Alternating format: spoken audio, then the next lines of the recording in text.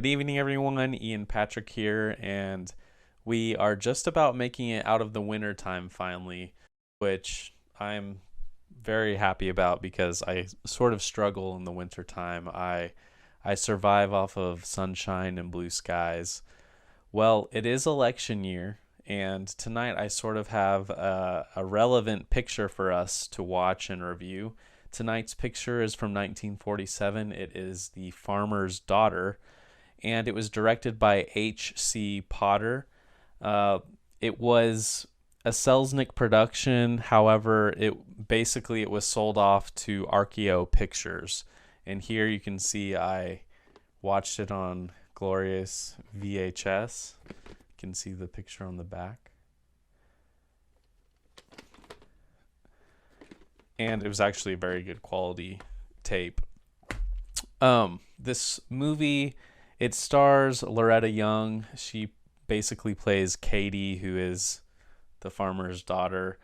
And she actually won a Best Actress award with the Oscars. And the Oscars, I think, happened last night or a few nights ago. So also relevant. Of course, people who win Best Actors today doesn't really compare to, in my opinion, to people who won Best Actor back in the day, but I digress. So she did win Best Actress for her part in The Farmer's Daughter, leading role. Also, interestingly, she was also in The Bishop's Wife this same year, which we reviewed many years ago. Joseph Cotten, who you all know, I really, really like a lot. Joseph Cotten is in this picture. He plays Glenn Morley, a congressman, and Ethel Barrymore, who was in countless movies. Every movie that Ethel Barrymore is in, she makes it just a little bit better. Sometimes really a lot better, like The Spiral Staircase. And she plays Joseph Cotton's mother, Mrs. Morley. Charles Bickford is also in this. Sort of a random picture for him, in my opinion. I always picture him in westerns because of The Big Country. He plays Joseph, who is the family butler, and it's not really the butler that we all think of today with the black tie and always bowing and all that. He's sort of just a family friend, always there to help out the family. And he's just really invested in the Morley family. He's always been with them. And also, I have to note Rhys Williams, because he's sort of the villain of the movie. He plays a guy named Adolf, which is interesting because this is 1947, not too long after World War II. So interesting they chose to give the villain's name Adolf. So Katie, she plays a Swedish farmer girl. Actually, before we get too much into the plot, I want to note that this is going to be it is sort of a political movie, but interestingly, they never mention the party's name, so it's not like Republican, Democrat, probably to avoid, angering people, just like it would be today.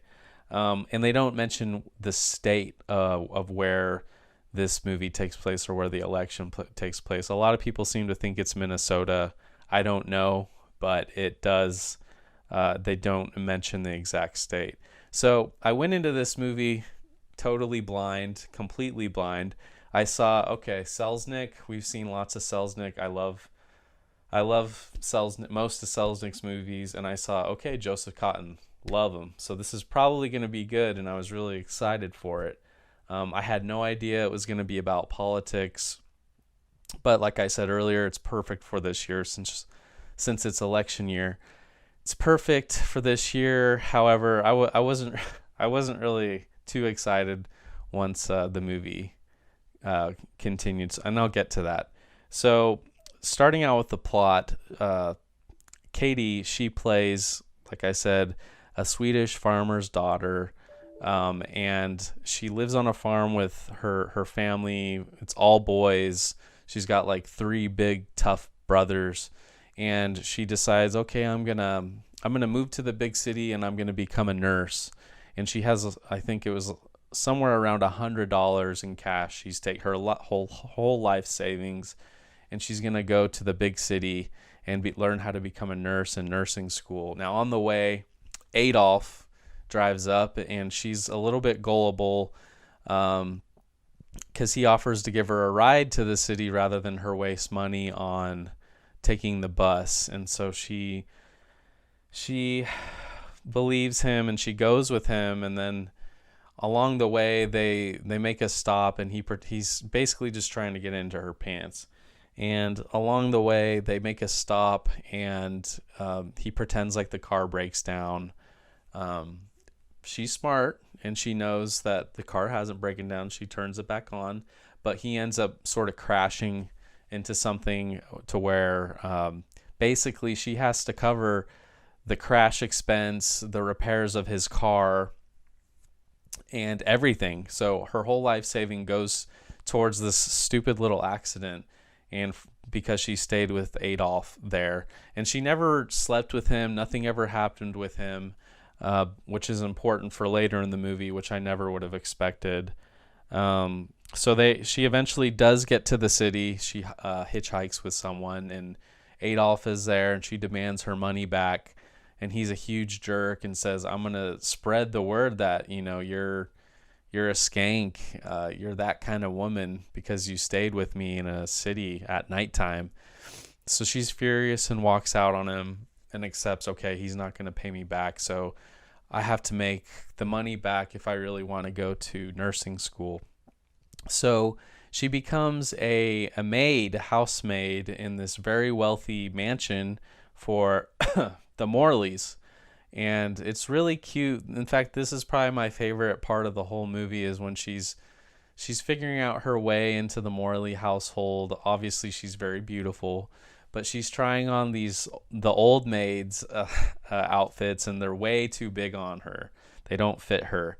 But right away, Ethel Barrymore, she's very nice. There's no like crabby old lady Ethel Barrymore in this movie, which is interesting because usually it takes a little bit to warm up to her. But she's very nice from the very beginning. She loves her, or not loves, but she likes Katie a lot. And obviously Joseph Cotten is just kind of eyeballing her at this point. But she shows that she's worth a lot because she knows how to cook. She knows she has medical experience with like nursing Glenn Morley back to health whenever he gets sick. She knows how to cook. She knows how to make alcoholic drinks. Because she has all that experience living at home with her brothers and her family. So they take a liking to her right away.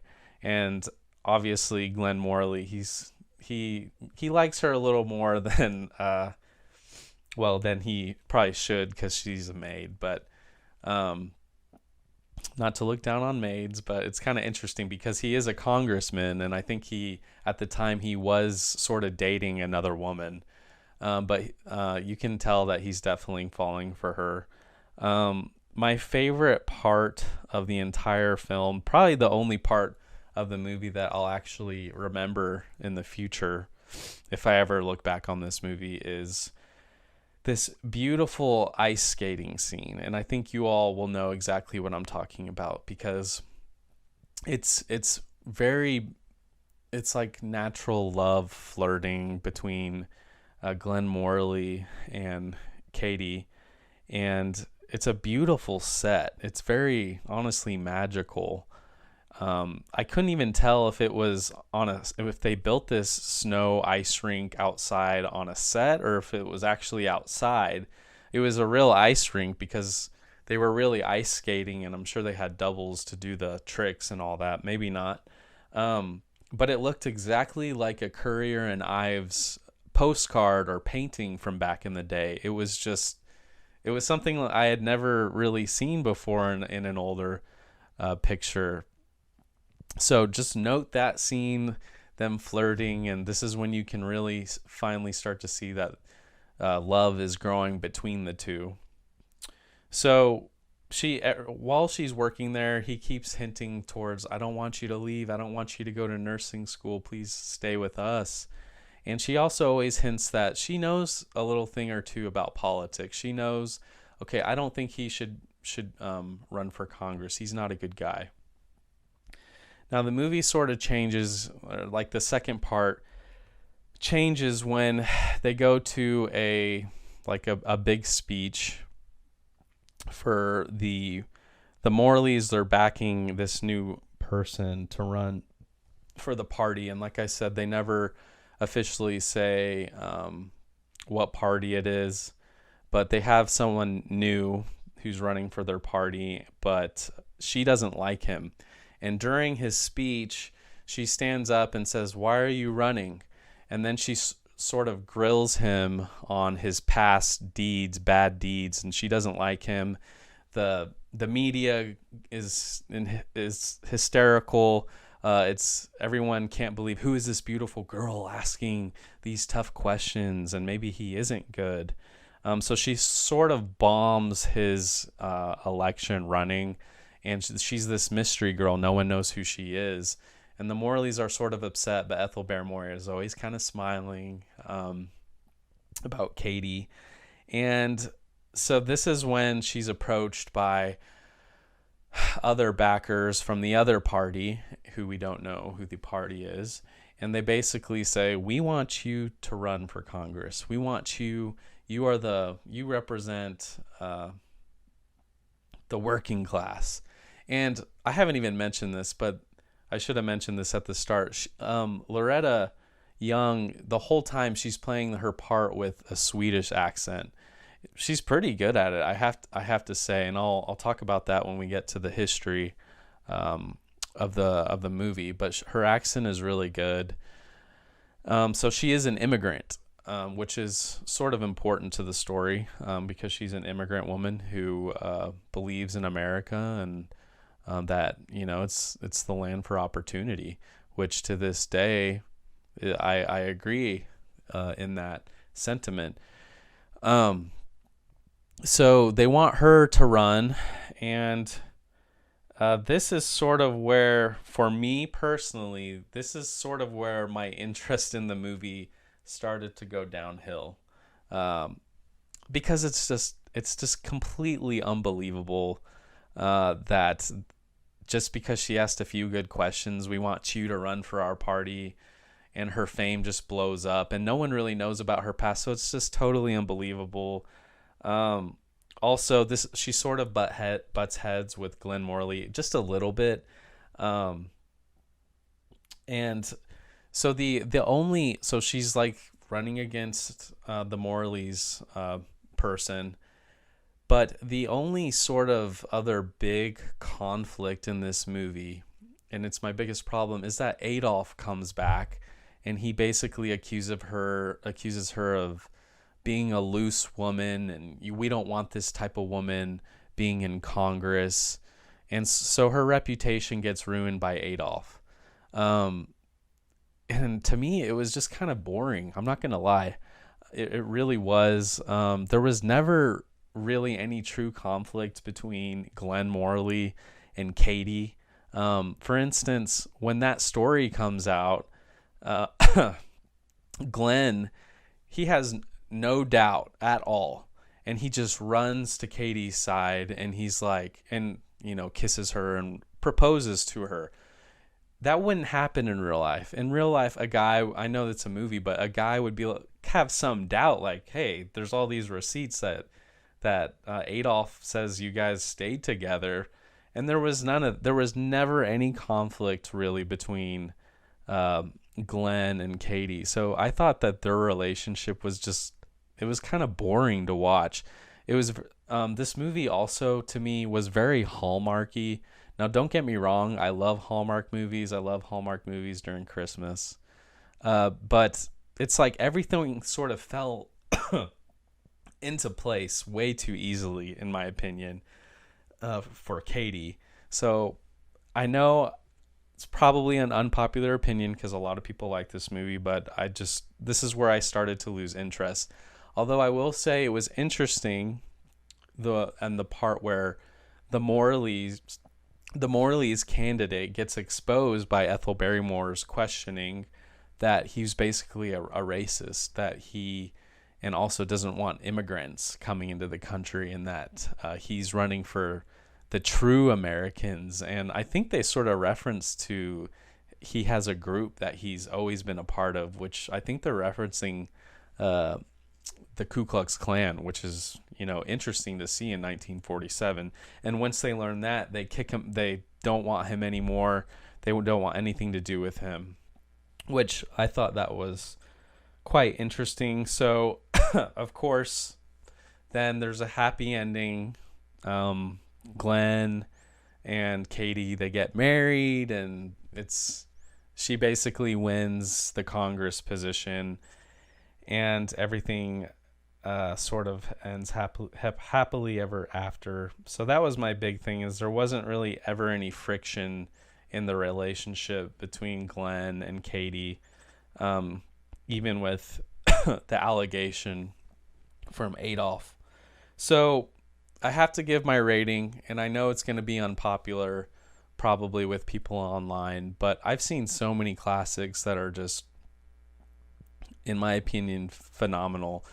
Way better than this one. So I have to give this movie a 2 stars. Like I said, it's it's a hallmarky film. There was very little drama in it. Maybe it wasn't meant to be a drama, comedy, maybe comedy, I don't know. But it was just a romancy film, really, with a little bit of politics in there.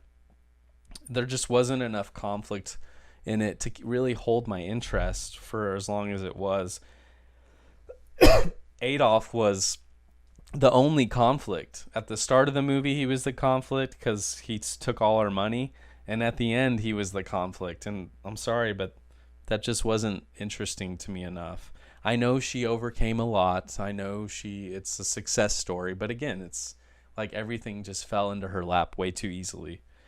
And it was an unbelievable plot. Like I said, she just asks a few questions and she's beautiful, and then all of a sudden she's running for Congress. So I just couldn't get behind it. I thought it was ridiculous, and honestly, like, I was a little bit bored. So 2 stars. I know it's going to be unpopular with a lot of people, but maybe some of you will agree. So I have some pictures. One from my RKO book. So you can see, I know it's kind of hard to see with the shadow from the camera, but you can see Joseph Cotten and her outside in the field on the farm. It's a very nice picture. Let's see, this book says, David O. Selznick purchased a play with a Swedish setting called Hulda, Daughter of Parliament, intending to film it with Ingrid Bergman. When that idea fizzled out, his Vanguard Films organization entered into another arrangement with RKO, providing the studio with the property, an Americanized screenplay. Eventually called The Farmer's Daughter, this delightful comedy romance starred yada yada yada yada yada. So again, this book really likes the movie. And now let's look at Joseph Cotton's autobiography.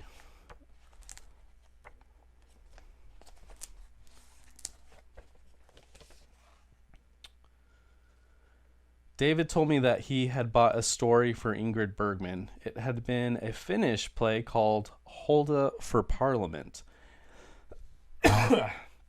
And he had assigned Dory Scarry, one of his producers, to supervise the transformation of its language to English, its locale to the United States, the heroine's name to Katie, her nationality to Swedish, and of course, Parliament to Congress. It was to be released in 1947 as The Farmer's Daughter, and he suggested that I consider the part of Ethel Barrymore's son, a congressman. Charles Bickford was to be the butler, H.C. Potter, the director. Oh, by the way, David added after telling me all this, Ingrid is not going to do the picture. I'm not at all certain what cooled Ingrid's ardor. I thought her perfect for the part and was disappointed at her decision. Of course, David knew about my insecure home life. He knew Ingrid had much the same situation. And he also knew, I now feel sure, that Ingrid and I were compatible. To put us together in another picture at this time might cause hurt and scandal. So it sounds like they may have ended up together, and Selznick probably didn't want that. David said that Loretta Young liked the script, but he had been apprehensive about mastering. She had been apprehensive about mastering a Swedish accent. He sent Ruth Roberts to work with her. Ruth was Ingrid's English coach and was helping her to lose her native accent. Ruth succeeded admirably with both Ingrid and Loretta. When Academy Award time came, a Best Performance Oscar went to Loretta for the Swedish housemaid congresswoman she played in The Farmer's Daughter. Loretta started film acting while in her teens. Like most thoroughly professional and talented actors, she contributes great pleasure and relaxation to the day's work. Her knowledge of her own technique as well as the offstage mechanics of movie making is enormous. I am not the first to observe that she could do well with no other lighting expert on this set. She can never be unglamorous, and her beautiful eyes were as innocent today as ever. At one of those big hotel ballroom dues recently, I greeted her with a peck on the cheek and was almost arrested by the security guard for child molesting. She is one of 5 beautiful girls. 4 are sisters. The 5th was the crowning beauty of them all, Mama. Nice little side note from there. And I have one more photo in his biography book, if I can get to it.